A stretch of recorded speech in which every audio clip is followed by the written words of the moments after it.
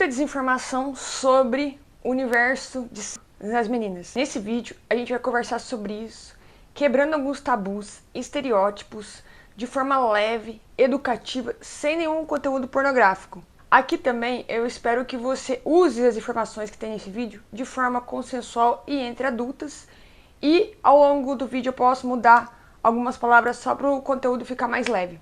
Por que é tão difícil para nós, sapatonas, falarmos disso? Tem várias áreas que a gente pode conversar sobre isso. Eu quero conversar uma das mais importantes, que é a questão religiosa.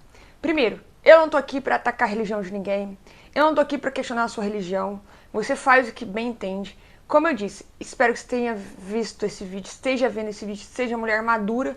Então você já tem as suas referências para você tomar suas decisões sobre o que você acredita, sobre o que você não acredita. Então, não vou falar sobre a religião é isso, religião é aquilo. Mas a gente é um país religioso e ele impera muitas vezes no que a gente tem de informação e de algumas informações que chegam em casa.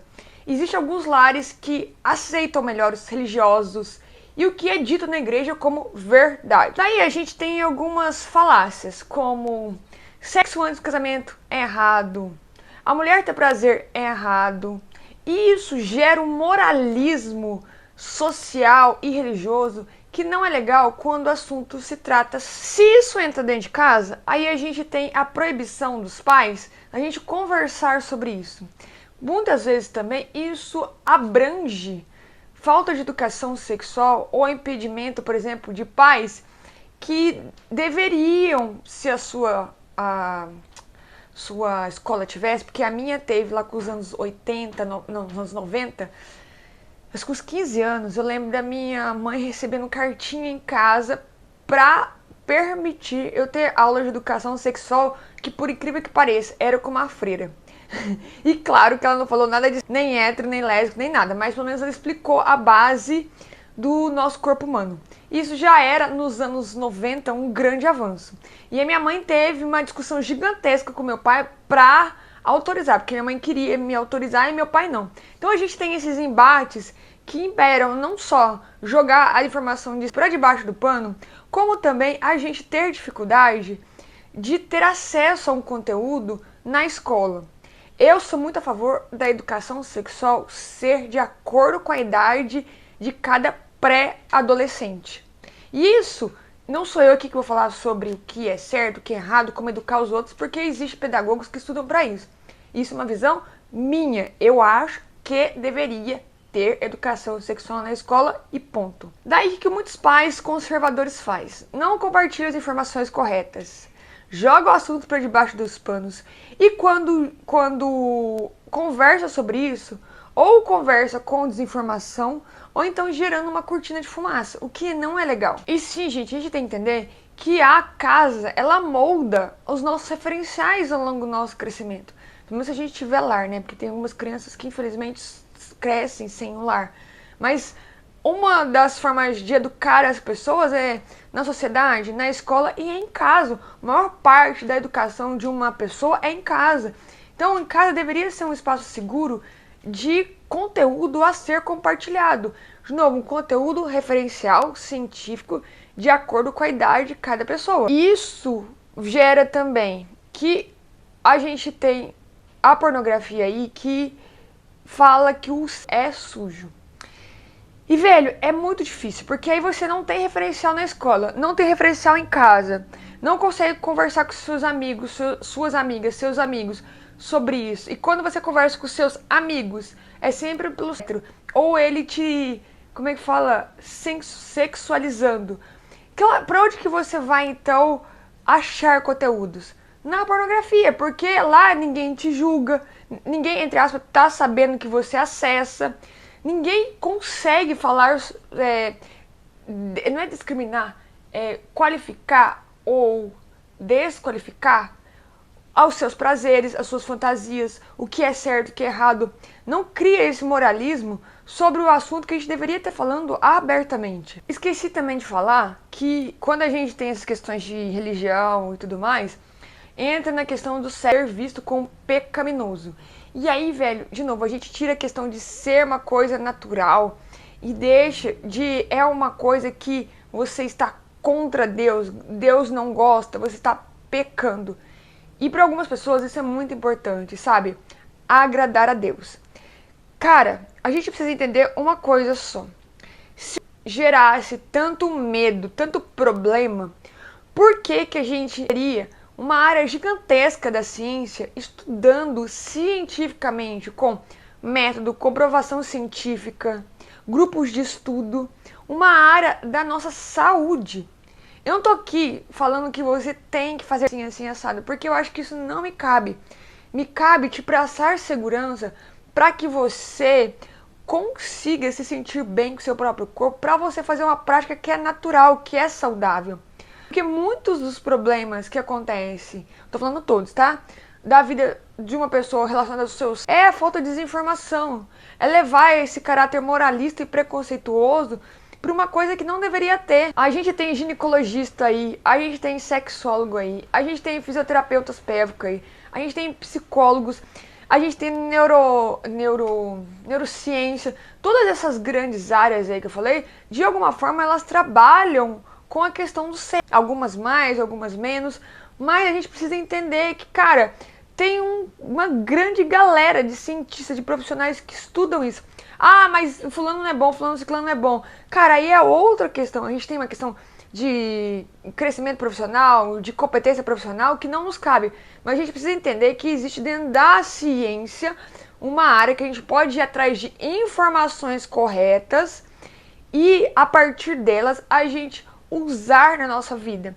Cada corpo é um corpo, cada mulher é uma mulher. Por mais que todas sejam mulher porque elas têm vulva, aí também a gente vai entrar no outro parâmetro que é, sim, eu acredito que mulheres trans são mulheres trans mesmo que elas não tenham vulva, fecha parênteses, e vocês não vão me convencer ao contrário, e comentários transfóbicos relacionados a isso vão ser automaticamente deletados sem conversa. Cara, a gente precisa entender que um corpo é um corpo. O que é bom pra você não quer dizer que seja bom pra sua namorada, pra outra menina e por aí vai.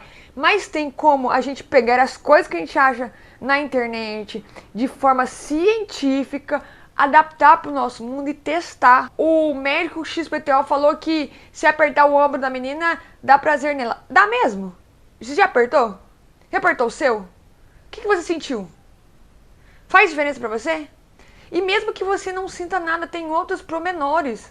Pode ser que você não estava num dia bom, pode ser que você tá com ansiedade, com depressão, pode ser que você toma um remédio, pode ser que isso não é pra você com uma prioridade na sua vida, porque aí a gente entra no grupo das pessoas assexuais. E ser assexual não quer dizer que a pessoa vai pra cama que não vai pra cama com a outra, não é nada disso. É simplesmente que ela não coloca o com prioridade na vida dela. Algumas pessoas realmente não vão ter vontade de ir pra cama com outras, outras vão ter vontade de ir de forma condicional, outras de forma parcial, e por aí vai. Dentro da sexualidade, a gente tem mais um guarda-chuva de outras sexualidades, que se eu ficar falando aqui, a gente vai ficar até o ano que vem nesse vídeo. Mas só pra vocês entenderem que vocês também precisam parar de achar que o corpo de vocês é errado porque vocês não sentem determinadas coisas. Não, velho. Cada um é cada um. Não é porque você passa XPTO que todo mundo vai passar que é bom pra todo mundo. Sabe? Não é assim que funcionam as coisas. E por isso que eu volto na informação, que é muito importante a gente ter informação científica.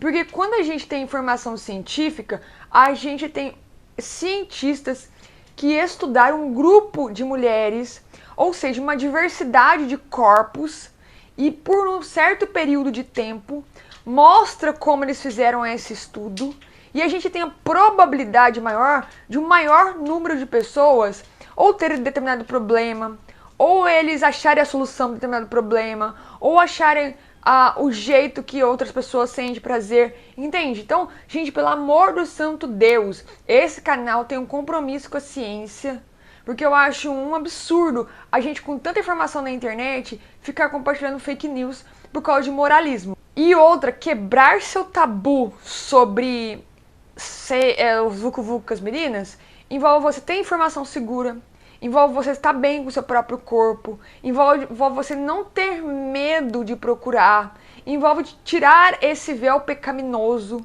envolve você acreditar que sim, a mulher deve ter o prazer dela, porque ainda tem esse contexto histórico aí, né? Por muito tempo a mulher foi levada que ela ter prazer era errado, e não é assim. Então por que só o homem pode ter prazer e a mulher não? Se a gente fala de um caráter que vocês gostam tanto de falar, que todos somos humanos, entre aspas, porque cada um tem as suas especificidades, e aí a gente entra no caráter que nem todo mundo é humano, mesmo a gente sendo humano. Se todos somos humanos, por que só o homem pode ter prazer? Por que só o homem pode saber as informações sexuais? Por que, gente? Por que todos os grupos não podem ter as informações corretas? E eu entro no parâmetro mais profundo ainda desse debate. Se você é de um grupo marginalizado, ou seja, que está à margem da sociedade, minoritário, você muitas vezes também sai do vucu-vucu hétero normativo, entendeu? E aí o que acontece? Você ir pra cama com uma outra garota é vista como errado, é visto como sujo, é vista como contra a norma da sociedade, é vista que Deus não gosta, que Deus não aceita LGBTs. Você entende como tudo isso molda a sociedade para ela ser, tipo assim, manipulada para que o seu prazer seja uma coisa ruim, que você não consiga conversar com as pessoas, que você tenha medo e insegurança. E eu vou te perguntar uma outra coisa. Quem ganha com a sua falta de informação? Quem ganha nesse rolê com a sua falta de prazer? Quem ganha nesse rolê com os seus medos, suas inseguranças? Porque com certeza não é você. Você está deixando de ver experiências legais, com meninas legais, de conversar abertamente com as suas amigas sobre o que acontece, de explicar o que você sente, como você sente. E outra, tira esse caráter de competição que eu já falei aqui nesse canal. Sua amiga, você é você. O casamento da sua amiga não é o seu casamento. Sua mãe já dizia, você não é todo mundo. Então leva esse ditado pra sempre. Para de se comparar com as outras pessoas. Eu acho importantíssimo a gente ter amigas, que a gente tenha um espaço de segurança pra gente trocar sobre o nosso prazer, blá blá blá. Mas não quer dizer que a sua amiga faz 5 vezes na semana vucu-vucu com a namorada que você tem que fazer também. Ou que a amiga sentiu isso, aquilo outro que você não consegue. De novo, um corpo é um corpo. Cada uma tem o seu contexto, cada uma tem o seu momento. Então saiba não levar as coisas pra você e pro seu ego. O rolê com as meninas vem do prazer, vem de fazer as coisas sem pressa, sem você colocar medo e moralismo, tabus em uma coisa que é natural, sabe? Não é à toa que eu tenho material sobre isso aqui no canal, outros que você pode ver na descrição desse vídeo, mas é você entender que você precisa dar o primeiro passo e falar, beleza, eu vou enfrentar os meus medos, meus desafios e vou ter informação de qualidade para me conhecer, para que eu entenda como meu corpo funciona e de que forma ele funciona. E a partir disso, eu não vou deixar ninguém me colocar medo em uma coisa que é só minha, é a minha intimidade e que eu deveria ter, assim, como é que fala? Gerenciamento? Tá nas suas mãos as questões do seu próprio prazer. Por favor, assista esse outro vídeo aqui, que ele continua esse nosso papo. Se inscreva nesse canal, deixe o seu like. Eu sou Mayra, até o próximo vídeo. Tchau, tchau.